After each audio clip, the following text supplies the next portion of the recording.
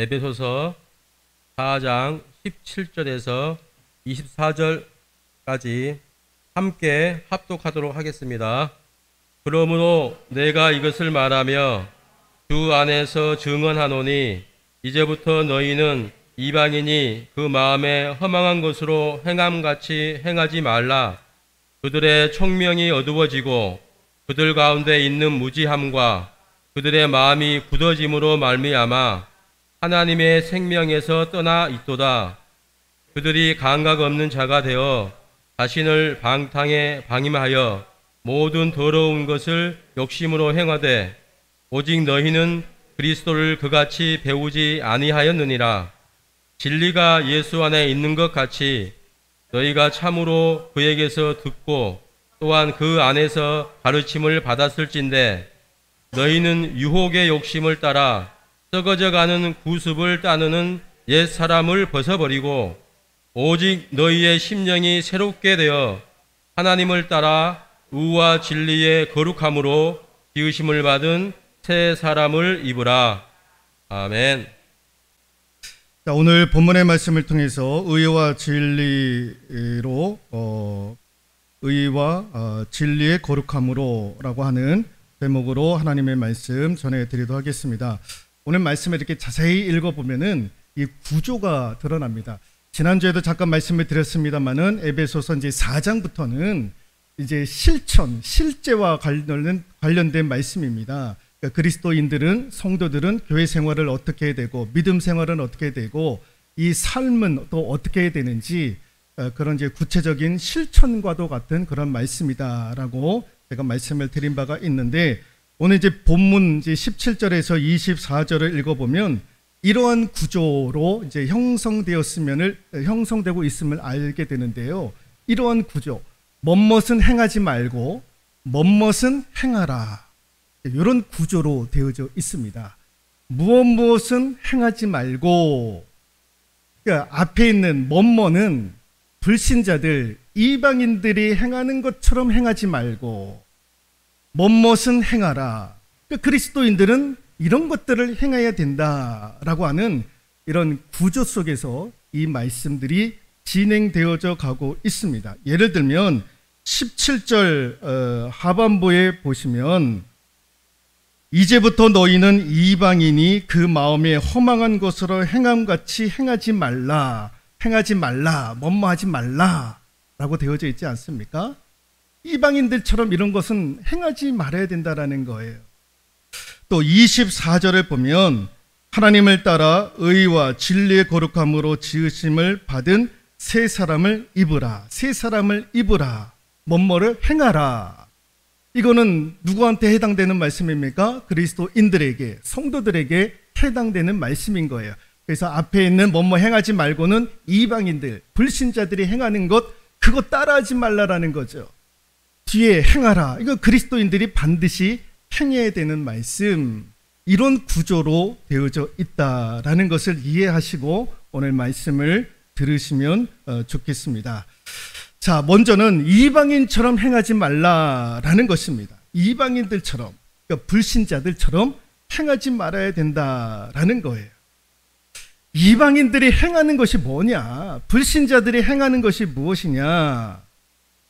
여러분 17절 다시 한번 읽어볼까요? 17절입니다. 그러므로 내가 이것을 말하며 주 안에서 증언하노니 이제부터 너희는 이방인이 그 마음에 허망한 것으로 행함같이 행하지 말라라는 거예요. 불신자들이 이런 것들을 행하는데 이런 것들은 행하지 말라라는 거죠. 같이 한번 읽어볼까요? 허망한 것으로 행한다라는 거예요. 허망한 것. 그 마음에 허망한 것으로 행하는 것이 이방인들, 불신자들이 저렇게 행동을 한다라는 거예요. 허망한 것에 따라서 움직인다라는 거예요. 그 허망한 것이 마음에 가득 차 있다라는 겁니다.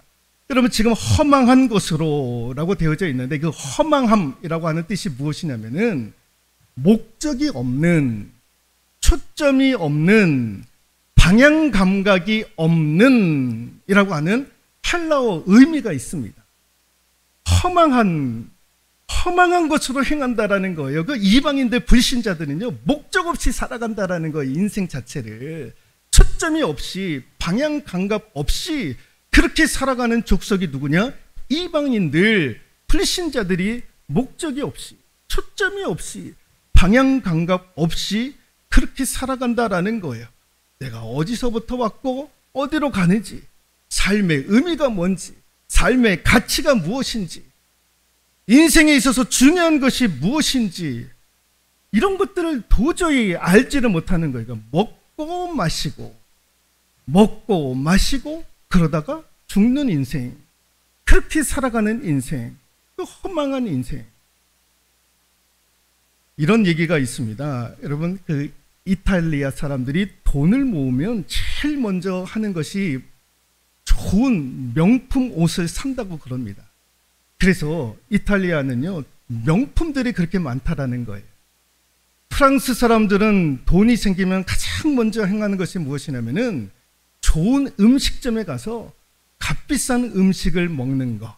돈 있으면 그들은요, 좋은 음식을 먹는다라는 겁니다. 독일 사람들은 돈이 생기면 뭘 하느냐? 뭘 만드는데 그 돈을 사용을 한다라는 거예요. 자꾸만 뭘 만든다라는 거예요. 영국 사람들은 돈이 생기면 뭘 하느냐? 집안 구석구석을 고치는데 그 돈을 사용을 한다라는 거예요. 우리나라 사람들은 돈이 생기면 뭘 가장 먼저 할까? 우리나라 대한민국 국민들은요, 최고의 관심이 어디? 집장만 아닙니까? 집장만. 그러니까 여러분, 몇 년 내에 이렇게 보면은요, 젊은 사람들이 영끌 다 모아가지고 제일 먼저 하는 것이 무엇입니까? 집을 장만하려고 하는 것 아닙니까? 그러니까 여러분, 우리가 집을 장만하려면 어디서부터 출발을 합니까? 월세방으로부터 출발을 하죠. 그래서 먹을 것 먹지 못하고 입을 것 입지 못하고 애쓰고 수고하면서 겨우겨우 해가지고 전세방으로 옮깁니다. 그리고 더 죽을 힘을 다해가지고 돈을 모으죠. 그러다가 이제 내 집 장만을 하게 됩니다. 여러분, 거기서만 멈추면 좋은데요, 거기서 멈추려고 하지 않습니다. 겨우겨우 해가지고 이제 내 집 장만을 하게 되면 그때서부터는 이제 어떻게 하느냐? 평수를 늘려가는 거예요. 예, 20평을 샀다 그러면은 25평으로 가려고 하고 30평으로 가려고 하고 40평을 가려고 평수를 늘리는데 그렇게 이제 사는 거예요. 그렇게 해서 살다가 내가 원하는 평수의 집을 얻고 이제 살만하다 싶으면 갈 준비를 하는 거예요. 죽을 준비를 하는 거예요. 이게 허망하지 않습니까? 먹을 거 먹지 못하고 입을 것 입지 못하고 구경할 거 구경하지도 못하고 좋은 세상을 만났음에도 불구하고 좋은 음식점이 있음에도 불구하고 여행지가 이렇게 많음에도 불구하고 좋은 일들이 있음에도 불구하고 그런 것들 다 해보지 못하고 그거 그렇게 하다가 인생을 마무리하게 되는 겁니다. 이런 허망한 인생이 어디 있겠습니까? 그러니까 불신자들, 이방인들이 그런 삶을 살더라라는 거예요. 왜 이방인들이 그런 삶을 살 수밖에 없는가? 라고 했을 때에 오늘 사도 바울이 이렇게 진단을 하게 되는데 18절에 있는 말씀 같이 한번 읽어볼까요? 18절입니다.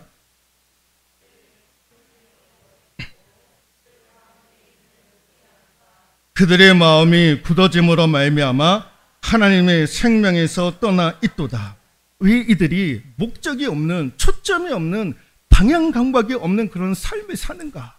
왜 이렇게 허망한 것을 잡으려고 애를 쓰는가라고 했을 때 오늘 사도 바울이 진단을 하기를 18절 하반부에 보시면 하나님의 생명에서 떠나 있기 때문에 그렇다라는 거예요. 같이 한번 읽어볼까요? 화면 보시고 하나님의 생명에서 떠난 상태, 하나님의 생명에서 그들이 떠나 있기 때문에 그들은 목적 없는 인생을 산다라는 거예요. 여러분, 이 지금 하나님의 생명에서 떠나 있다라는 것은 무슨 말씀이냐? 영적으로 죽어 있다라는 거예요. 영적으로 죽어 있다. 여러분, 성경에서 죽음을 의미할 때의 그 죽음은요, 육체의 죽음을 의미하는 것이 아닙니다. 육체의 죽음을 의미하는 것이 아니라 성경에서 말하는 죽음은 하나님의 생명에서 떠난 상태, 하나님과의 관계가 단절되어져 있는 상태, 그 상태를 이끌어서 영적인 죽음의 상태에 이르렀다라는 거예요. 그러니까 이방인들이 하나님과의 관계가 단절되어지니까, 그러니까 허망된 삶을 살게 되더라라는 거예요. 왜 그들이 하나님과의 관계가 단절되어져 있는가? 여러분 18절에 사도 바울이 뭐라고 그러냐면, 그들이 총명이 어두워지고, 총명이 어두워졌다라는 것은 영적인 분별력을 하지 못한다라는 거예요. 영적인 분별력, 하나님이 살아계시는지 안 계시는지 모른다라는 거예요. 영적인 분별력이 어두워졌다라는 거예요. 그리고 무지함으로 말미암아 천지 만물을 만드신 하나님이 여호와 하나님이신데 그것을 인정하지 않는 거예요. 처음과 나중 되시는 분이 하나님이신데 그것을 인정하지 않는다라는 거죠. 여러분 성경의 히브리서 9장 27절에 모든 사람이 한 번 죽는 것은 사람에게 정해진 것이요 그 후에는 심판이 있으리라 라고 성경은 분명히 말씀을 하고 있는데, 이방 족속들, 불신자들은 이걸 모르는 거예요. 왜? 하나님과의 관계가 단절되어져 있으니까, 그 생명에서 떠나 있으니까, 영적으로 죽어 있으니까 그냥 죽음으로 다 끝나는 것 아니냐라고만 생각을 하는 거예요. 근데 성경은 절대로 그렇지 않습니다. 사람이 죽으면 하나님께로부터 심판을 받게 되는 거예요. 그 심판으로 말미암아 지옥과 천국으로 나누어지게 되는 거죠. 이것을 모르는 거예요. 모르는 거. 또 하나는 뭐라고 설명을 하고 있습니까? 18절에 그들의 마음이 굳어짐으로 말미암아, 그들의 마음이 굳어졌다라는 거예요. 딱딱한 마음이 되었다라는 거예요. 딱딱한 마음. 그러니까 이런 분들은요, 그래서 하나님과의 관계가 단절되어지고 마음이 딱딱해지니까 말씀이 들어가지도 않고 전도를 해도 받아들이지 않고. 작년인가 재작년에 교인의 성도들의 부탁을 받고 어느 가정에 제가 이제 기도하러 갔습니다. 그분이 이제 암투병을 하시다가 이제 곧 얼마 남지 않았다라는 거예요. 그래서 목사님께서 한번 가셔가지고 기도 한번 해주시면 참 좋겠습니다. 근데 그분은요, 예수를 믿지 않는 분이에요. 그러니까 곧 이제 죽게 되시는 분이, 암투병 하시는 분이 예수님을 알지 못하시는 분이에요. 그래서 제가 이제 우리 성도의 그 부탁을 듣고 가서 좀 영적 기도라도 내가 좀 해드려야 되겠다. 복음을 전하고 영적 기도를 해드리고, 그래서 마지막 순간이라도 그가 그런 신앙의 고백을 통해서 하나님의 부르심을 받으면 이것 또한 하나님의 은혜가 아닌가 싶어가지고 제가 이제 그 집에 갔습니다. 가서 보니까요, 쫙쫙 마른 거예요. 뼈만 남은 거예요. 일어나지도 못하시는 거예요. 누워서 저랑 같이 대화를 하시는 거예요. 그래서 제가 그분한테 예수 그리스도를 믿으십시오. 입으로만 시인하면 하나님께서 당신을 구원해 주실 뿐만 아니라 천국으로 인도해 가실 것입니다. 천군 천사가 내려와서 당신의 영혼을 하나님께서 받아 가실 것입니다. 영원한 나라에서 살아야 되지 않겠습니까? 그랬더니, 그리고 제가 하는 대로, 기도하는 대로 따라해 주시면 하나님께서 당신을 영접하실 것입니다. 그랬더니 그분이 하시는 말씀이 뭐냐면, 괜찮다고, 기도해 주지 않으셔도 된다고, 기도해 주시지 않아도 된다라는 거예요. 괜찮다라는 거예요. 죽음이 두렵지 않으십니까? 제가 말씀을 드렸더니 자기는 죽음이 두렵지 않다라는 거예요. 죽음이 두렵지 않다라는 거예요. 그런 거 겁내지 않는다라는 거예요. 자기는. 그러시냐고. 그럼에도 불구하고 저 따라 영접 기도를 하시면 천국문이 활짝 열릴 것입니다. 괜찮습니다. 괜찮습니다. 안 하셔도 됩니다. 안 하셔도 됩니다. 결국에는 기도하지 못하고 돌아오게 되었던 거예요. 마음이 완악해지면 여기까지 이르게 되는 거예요. 그 인생의 마지막 죽음까지 도달하게 되었는데 그 마음의 문이 열리지 않는 거예요. 딱딱하게 굳어져 있어가지고 복음이 전해지지 않고 말씀이 전해지지 않는 거예요. 이방인들, 불신자들이 점점 이 마음이 딱딱해져 가고 있는 거예요. 그래서 복음이 들어가지가 않는 거죠. 그래서 여러분, 이렇게 하나님을 떠난 사람들의 결과가 무엇이냐? 결과가 무엇이냐? 여러분 19절에 있는 말씀 같이 한번 읽어볼까요? 19절입니다. 그들이 감각 없는 자가 되어 자신을 방탕에 방임하여 모든 더러운 것을 욕심으로 행하되, 감각 없는 자가 되어서 방탕에 방임하여 지 멋대로 살아가는 거예요. 자기 마음대로 살아가는 거예요. 그 모든 더러운 것을 욕심으로 행하되 더러운 것을 만지기 시작하는 거예요. 더러운 것은 더럽기 때문에 만지지 말아야 되는데 더러운 것임을 알면서도 만지는 거예요. 왜? 욕심 때문에. 욕심이 충만해져 가는 거예요. 지 마음대로 살아가고 자기 뜻대로 살아가다가 자기 욕심에 걸려 넘어지게 되는 거예요. 여러분, 사람이 처음에 열심을 다해서 살아갑니다. 돈을 모읍니다. 그런데요, 이게 욕심이 과해가지고요, 여러분, 땅도 사고 아파트도 사고 다 샀는데 이게 멈춰지지 않는 거예요. 그래서 어떻게 하느냐? 주식에 투자하고 펀드에 투자하고 대박을 꿈꾸면서 사업을 하게 돼요. 그 욕심이 그 사람을 더럽게 만드는 거예요. 그 모아놨던 모든 것들을 다 한순간에 날리게 되는 그런 인생을 살게 되더라라는 거예요.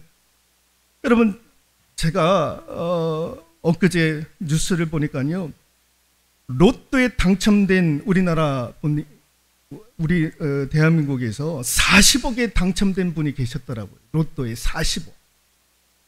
형이 40억에 당첨이 됐어요. 로또에. 그래가지고 얼마나 기뻤는지. 이걸 이제 동생들이 이제 한 서너 명이 있었던 모양입니다. 그 동생들한테는 알리지 않고 그 40억을 당첨받은 그 돈 가지고 홀로 계신 엄마의 집을 마련해 드려야 되겠다 해가지고 좋은 집을 마련을 해줬던 거예요. 그리고 엄마하고 약속을 하는 거예요. 엄마, 내가 이 사실을 동생들에게 알리지 말라. 알리지 말라. 엄마하고 약속을 하고 그 집을 마련해 주었던 거예요. 그런데 나중에 엄마가 동생들한테 그 사실을 그냥 생각 없이 내뱉었던 거예요. 아, 그래서 우리 형이, 오빠가 엄마를 위해서 이렇게 좋은 집을 장만해 줬구나. 무슨 돈이 있어서 오빠가, 형이. 근데 나중에 알고 보니까 40억이 당첨이 되어가지고 그때서부터 이제 동생들이 달려들기 시작을 하는 거예요. 돈 좀 꿔달라고, 돈 좀 빌려달라고, 나한테도 좀 줘라고. 나중에는 이 형이요, 신고를 하는 거예요. 경찰에게. 주거 침입죄로 동생들을. 그리고 엄마를 위해서 장만한 집도 팔아버린 거예요. 그리고 도망치는 거예요. 그 가정이 풍지박산이 난던 거예요. 여러분, 이런 거예요. 하나님과 단절되고 하나님과의 생명에서 떠난 사람들은요, 자기 생각, 자기 욕심대로 살다가 그 더러운 것에 빠지는 거예요. 하루아침에 풍비박산이 나는 거죠. 이렇게 살지 말라라는 거예요. 그러면 안 된다라는 것을 사도 바울이 에베소 교회 성도들한테 이야기를 하는 거죠. 그러면 하나님의 백성들, 성도들은 어떠한 삶을 살아가야 되느냐? 같이 한번 읽어볼까요? 말씀을 통해 예수 그리스도의 가르침을 배워야 합니다. 21절에 있는 말씀 읽어볼까요?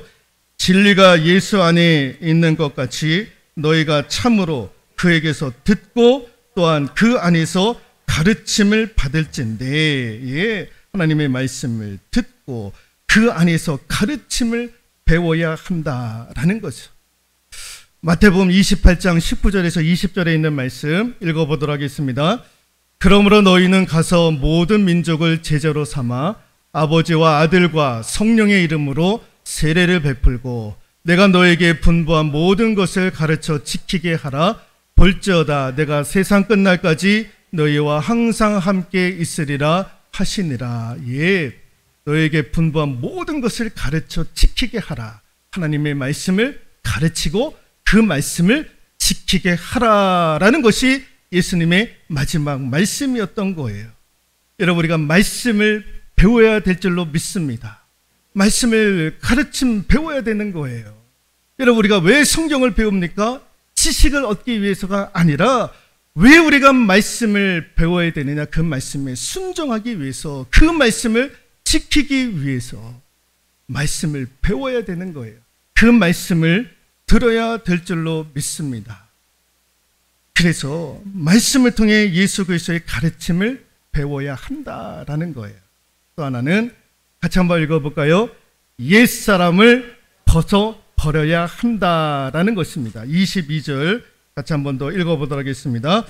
너희는 유혹의 욕심을 따라 썩어져가는 구습을 따르는 옛사람을 벗어버리고, 옛사람을 벗어버리고. 누가복음 3장을 보면 세례 요한이 회개에 대해서 가르칩니다. 여러분, 회개는 방향을 돌이키는 거예요. 방향을 돌이키는 것. 이전에 추구했던 것들로부터, 그것을 얻기 위해 행했던 삶의 방식으로부터 돌이키는 것. 그게 회개 아닙니까? 그래서 이 회개에 대한 메시지를 전하는데, 그 회개에 대한 메시지를 듣다가 세 부류의 사람들이 세례 요한에게 질문을 합니다. 그리고 그 질문에 대해서 세례 요한이 답변을 하는 내용이 나오는데, 첫 번째, 거기에 모였던 무리들이 세례 요한한테 이렇게 얘기를 합니다. 그러면 우리가 무엇을 하면 되겠습니까? 회개에 대한 메시지를 받고 거기에 있었던 무리들이 세례 요한한테 질문을 하는 거예요. 그러면 무엇을 하리까? 여기에 대한 세례 요한의 답이 무엇이냐? 옷 두 벌 있는 자는 옷 없는 자에게 나눠줄 것이요, 먹을 것이 있는 자도 그렇게 할 것이니라 라고 그렇게 말씀을 하고 있습니다. 회개한 우리는 어떻게 하면, 어떻게 살아가야 됩니까? 라고 무리들이 물어보는 거예요. 그래서 이제 이렇게 세례 요한이 답변을 하게 되었던 거죠. 이게 무슨 말씀이냐? 쉽게 이야기하면, 너 공부 왜 해? 우진이는 공부를 왜 해? 아빠, 삼성, LG 그런데 취업하기 위해서요. 그게 지금까지 우진이가 공부하고자 하는 마음이었던 거예요. 그런데 회개하고 방향을 트는 거예요. 우진아, 공부를 왜 하니? 예, 하나님의 영광을 위해서요. 하나님의 영광을 위해서 내가 공부해요. 이렇게 바뀌어지는 거예요. 이렇게 하라는 거예요. 나누기 위해서 공부하고 나누어주기 위해서 돈을 벌고 그렇게 하라는 거예요. 하나님의 영광을 위해서 돈을 벌고 하나님의 영광을 위해서 공부하고. 그런데 회개하기 전에는 다 나를 위해서.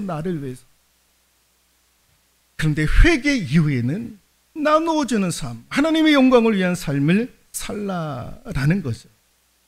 그리고 옆에 있었던 세리들이